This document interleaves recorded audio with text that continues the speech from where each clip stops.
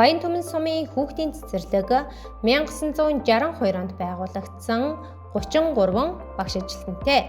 2025-аас 2026 оны хичээлийн жилдээ 5 бүлгийн 118 хүүхдэд суралцахуйд суурилсан мэргэжлийн багш нарын бүлгээр эрхлэгч, арга зүйч, хөгжим, биеийн тамир бүлгийн нийт 9 мэргэжлийн багш хамтран шинжилсэн хөтөлбөрийг үр дүнтэй хэрэгжүүлэх, багш нарын мэргэжлийн хөгжил чадварыг дээшлүүлж 2025 оны сургалтын байгууллага болон багшийн гүйцэтгэлийн үнэлгээнд танин мэдхүйн хэрэглэх түвшин 89.7%, бүтээх түвшин 86.8%-тай үнэлэгдсэн.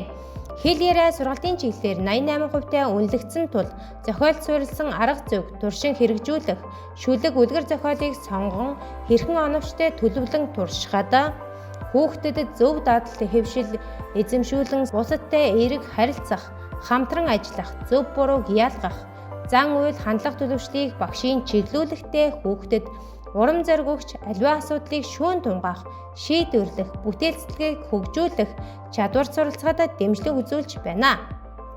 Намын сан хүүхдүүдийг өдрийн номтой танилцуулах явцад манай ангийн бэ багшаа 7 нар байжгаад яагаад нэг нартай болсон юм бэ гэж асуусан.